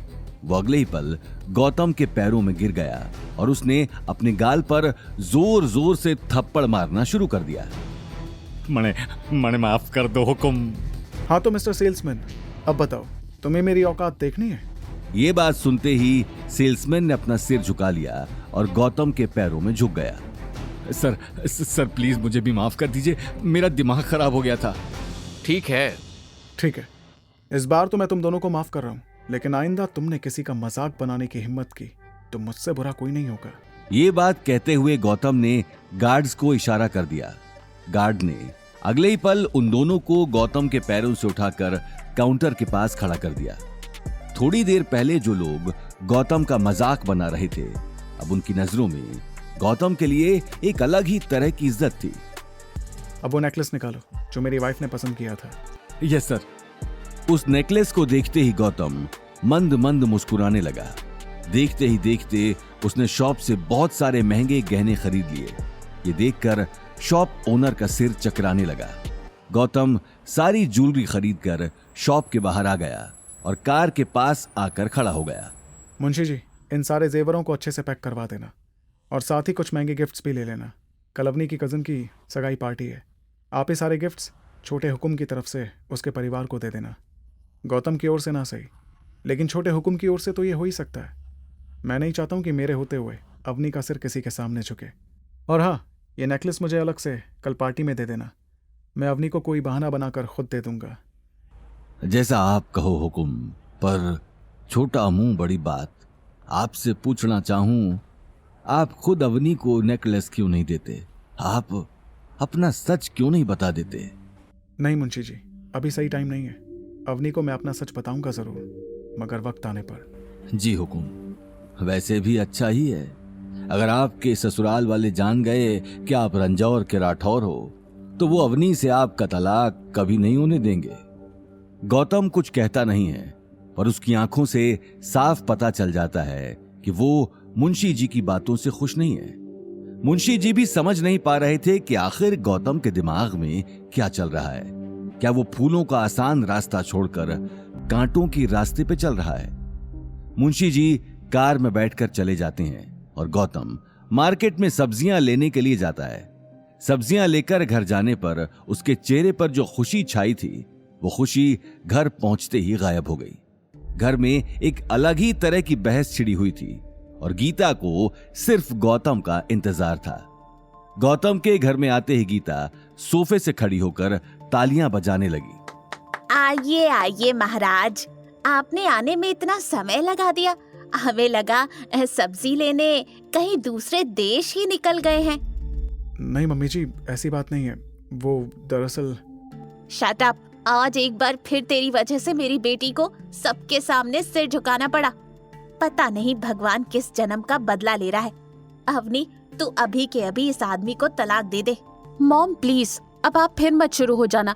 वैसे भी आज गौतम की कोई गलती नहीं थी। मैं रोज रोज तलाक की बात सुनकर परेशान हो गई हूँ। तो और क्या करूँ? ये आदमी जब जब आंखों के सामने आता है तब तब मेरा दम घुटने लगता है। हे भगवान, अब तू ही इस लड़की को समझा। इसने तो अपनी माँ की सुनना ही छोड़ दिया। अरे आज एक से एक लड़के इसके लिए लाइन लगाकर खड़े हैं, लेकिन ये है कि। अपनी माँ को रोते हुए देखकर अवनी उसके पास बैठ गई, लेकिन गीता का रोना और ड्रामा करना कोई नई बात नहीं थी। वो इसी तरह हर दूसरे दिन अवनी को इमोशनल ब्लैकमेल किया करती थी। गौतम, तुम जाओ और कुछ खाने को बना दो, मैं मॉम को देखती हूँ। खाना ढंग से बनाना और सिंक में एक भी झूठा बर्तन नहीं होना चाहिए। जी मम्मी जी। गौतम अगले ही पल किचन में चला गया, लेकिन गीता का गुस्सा अभी तक चढ़ा हुआ था। साथ ही उसकी आंखों में आंसू भी थे। मॉम, बस हो गया। बेटा, तू मेरी बात क्यों नहीं समझती? अभी देर नहीं हुई है, बाद में पछताएगी। इसीलिए आज के आज इससे तलाक दे दे। मॉम, आप मुझे लाख समझा लीजिए, लेकिन मैं गौतम को डिवोर्स नहीं देने वाली। ये बात कहते हुए अवनी अपने कमरे में चली गई। कुछ ही देर में गौतम ने सैंडविच बना दिया और अवनी को देने के लिए कमरे में चला गया। वहीं अवनी ने आज डिवोर्स के लिए मना तो कर दिया था, लेकिन उसके दिमाग में अभी तक ज्वेलरी शॉप में हुई बेइज्जती की बात चल रही थी। गौतम ने कमरे में आते ही सैंडविच की प्लेट टेबल पर रख दी और अवनी को देखने लगा। अवनी, कल के गिफ्ट के बारे में ज्यादा मत सोचो। मैं देखता हूँ अगर कुछ हो पाया तो। क्या हो पाया? अब तुम्हें कुछ करने की जरूरत नहीं है। ये मैट्रेस उठाओ और नीचे सो जाओ। अवनी की आवाज में गिफ्ट ना खरीद पाने का गुस्सा साफ दिख रहा था, लेकिन वो इस बात से बेखबर थी कि गौतम ने गायत्री देवी को देने के लिए बहुत सारे गिफ्ट खरीद लिए थे, जिसे देखकर अवनी कल शॉक होने वाली थी। अगली सुबह सभी लोग तैयार होकर अग्रवाल हाउस जाने के लिए निकल गए। अवनी ने एक शानदार ब्लू रंग की ड्रेस पहनी थी जो उसकी सुंदरता पर 4 चांद लगा रही थी। यही वजह थी कि गौतम कार चलाते हुए बार बार मिरर से उसे देख रहा था। कुछ ही देर में गौतम ने अग्रवाल हाउस के बाहर कार खड़ी कर दी। गीता और अनिल कार से बाहर आकर आसपास की चकाचौंध देखने लगे। कई सारी महंगी गाड़ियों और घर में हुई सजावट को देखकर ये साफ पता चल रहा था कि आज पार्टी में अग्रवाल फैमिली के सभी लोग आए हुए थे। ये देखते ही अनिल को डर लगने लगा और वो अपने हाथ में पकड़ा 50,000 का नेकलेस देखने लगे। देखते ही देखते सभी लोग अग्रवाल हाउस के अंदर चले गए। उन सभी के पार्टी में आते ही पार्टी में मौजूद लोग उन्हें घूर कर देखने लगे। कुछ लोग गौतम को देखकर हंसी ठिठोली कर रहे थे, तो कुछ लोगों ने उसे देखते ही अपना मुंह घुमा लिया। गीता और अनिल गायत्री देवी से मिलने के लिए उसके कमरे में चले गए, क्योंकि गायत्री देवी के कमरे में दहेज का सारा सामान रखा गया था। उन दोनों के जाते ही अवनी भी गौतम से अलग होकर बाथरूम चली गई, क्योंकि पार्टी में मौजूद लोग अभी तक गौतम को देखकर ही बातें बना रहे थे। कुछ ही देर में जब वो बाथरूम से निकली तो उसने देखा कि गौतम बाहर ही खड़ा होकर उसका वेट कर रहा था। अवनी इस बात से परेशान होकर गायत्री देवी के रूम में चली गई। वो गौतम के साथ रहकर लोगों की बातों का शिकार नहीं होना चाहती थी, लेकिन रूम के बाहर पहुंचते ही अवनी को अपनी दादी की गुस्से भरी आवाज सुनाई दी। ये क्या लेकर आए हो? मैंने तुम लोगों को कहा था कि कम से कम 5 लाख का नेकलेस लेकर आना, और तुम ये क्या उठाकर लाए हो? अरे पैसे नहीं थे तो अपने उस निकम्मे दामाद को कहते क्यों नहीं हो कि कुछ काम करे? सारा दिन घर में बैठकर मुफ्त की रोटियां तोड़ता रहता है। ये बात सुनते ही अवनी अपने आप को रोक नहीं पाई और गुस्से में कमरे के अंदर चली गई। दादी सा, ऐसी क्या बड़ी गलती हो गई हमसे जो आप मॉम को इतना डांट रही हो? अवनी की गुस्से भरी आवाज सुनते ही गायत्री ने नेकलेस का डिब्बा उठाकर फेंक दिया और अवनी की आंखों में आंखें डालकर देखने लगी। तुम्हारी हिम्मत कैसे हुई मेरे सामने ऊंची आवाज में बात करने की? आज शनाया की सगाई है, वो भी शहर के बहुत बड़े परिवार के साथ। जब वो लोग पूछेंगे कि आपके होनहार बेटे अनिल ने क्या गिफ्ट दिया, तो मैं क्या जवाब दूंगी? यही कि वो ये सड़ा हुआ सा नेकलेस उठाकर लाया है। ये बात सुनते ही अवनी कुछ कहने के लिए आगे बढ़ी, लेकिन तभी अनिल ने उसे इशारे से रोक दिया, क्योंकि वो गायत्री देवी का गुस्सा अच्छे से जानता था। लेकिन अवनी भी आज किसी की सुनने वाली नहीं थी। हम आपको खुश करने के लिए कुछ भी कर लें, लेकिन आपके ताने कभी खत्म नहीं होते। ये नेकलेस 50,000 का है। 50,000 हमारे लिए बहुत बड़ी बात है, लेकिन आपने इसे यूं ही फेंक दिया। गायत्री देवी के परिवार में आज तक उनसे किसी ने इस तरह बात नहीं की थी। उसका चेहरा अब गुस्से में आग बबूला हो चुका था। तभी उसने पास में रखा गर्मा गर्म चाय का कप उठाकर अवनी पर दे मारा। अवनी ने तुरंत बचने के लिए अपना चेहरा घुमा लिया। चेहरा घुमाते ही उसे बहुत तेज कप के टूटने की आवाज सुनाई दी। अवनी ने जैसे ही अपने चेहरे से बाल हटाकर देखा तो वो हैरान रह गई। सामने गौतम खड़ा था, जिसने गायत्री का हाथ झटककर कप दीवार में दे मारा था। अवनी, तुम ठीक तो हो ना? कहीं लगी तो नहीं? अवनी की आंखों में हैरानी थी। वहीं गायत्री देवी गौतम को गुस्से में देख रही थी, लेकिन इससे पहले कि वो गौतम को कुछ जवाब देती, उसे बाहर से तेज आवाज सुनाई दी। दादी साहब, करणवीर अंकल आ गए, जल्दी आइए। करणवीर का नाम सुनते ही गायत्री देवी के चेहरे से एक पल के लिए गुस्सा गायब हो गया, क्योंकि करणवीर ही उनकी नजर में उनका सबसे होनहार बेटा था। गायत्री देवी करणवीर को देखने के लिए जैसे ही कमरे से बाहर जाने लगी, उसी वक्त एक 6 फुट लंबा आदमी महंगा सूट पहने कमरे के अंदर आ गया। हाथ में महंगी घड़ी और गले में सोने की मोटी चेन देखकर उसकी अमीरी साफ पता चल रही थी। अरे मासा, कहाँ जा रही हैं? मैं तो आपसे। ये बात कहते हुए वो आदमी अनिल और गीता को नीची नजरों से देखने लगा।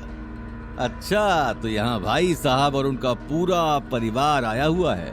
वाह, मुझे लगा भाई साहब तो कहीं महंगी पार्टियों में उठते बैठते नहीं होंगे। क्यों भाई साहब? पूछो मत करणवीर बेटा, ये अनिल आज हमारे घर की नाक कटाने का सोच कर आया है। ये देख कैसा सड़ा हुआ सा 50-60 हजार का नेकलेस उठाकर लाया है। ये कहते हुए गायत्री देवी ने जमीन पर पड़े हुए नेकलेस की तरफ इशारा कर दिया। क्या ये 50,000 का नेकलेस? कम से कम खुद की नहीं तो शनाया की ही इज्जत का ख्याल कर लिया होता, जो कल पराए घर में जा रही है। आपको पता है इस बात के लिए उसे कैसे कैसे ताने। चाचा जी, आपके परिवार के पास पैसा है, इसीलिए आप महंगी गाड़ी गिफ्ट कर सकते हैं। और वैसे भी ये पैसा दादाजी का है, आपने नहीं कमाया। पापा को जब अग्रवाल हाउस से अलग किया था, तब दादी ने उन्हें जायदाद में से कुछ नहीं दिया। ये बात तो आपको याद होगी। क्या कहा तुमने? तेरा मतलब मैंने जायदाद का पैसा दबा रखा है क्योंकि मैं अपने बेटों में फर्क करती हूँ। हाँ, आप फर्क करती हैं। और अगर आपको मेरी बात पर शक है तो खुद देख लीजिए, जो हिस्सा डैड को मिलना चाहिए उस पर दूसरे ऐश कर रहे हैं। ये बात सुनते ही करणवीर अपने चेहरे से चश्मा हटाकर आसपास देखने लगा। अनिल और गीता अब तक खामोशी खड़े थे। माँ साहब, छोड़िए इन सारी बातों को। आज इतना खुशी का दिन है और अब कहाँ इन फालतू लोगों, मेरा मतलब है अब फालतू की बातों में पड़ रही हैं। आप मेरे साथ आइए, मैं कार लेकर आया हूँ। मैंने शनाया को भी नीचे बुला लिया है। ये बात सुनते ही गायत्री देवी गुस्से में बाहर जाने लगी, लेकिन तभी उसने मुड़कर अवनी के कंधे पर हाथ रख दिया। अभी ये बात खत्म नहीं हुई है, इसका जवाब मैं तुम्हें दूंगी, और कैसे दूंगी ये तुम देखती जाओ। गायत्री देवी ये बोलकर कमरे से बाहर निकल गईं। आखिर क्या होगा गायत्री देवी का अगला कदम? आगे की कहानी जानने के लिए देखिए अगला एपिसोड सिर्फ पॉकेट एफएम के यूट्यूब चैनल पर, और रॉयल वारिस के सारे एपिसोड्स को सुनने के लिए डिस्क्रिप्शन में दी लिंक से डाउनलोड करें पॉकेट एफएम ऐप।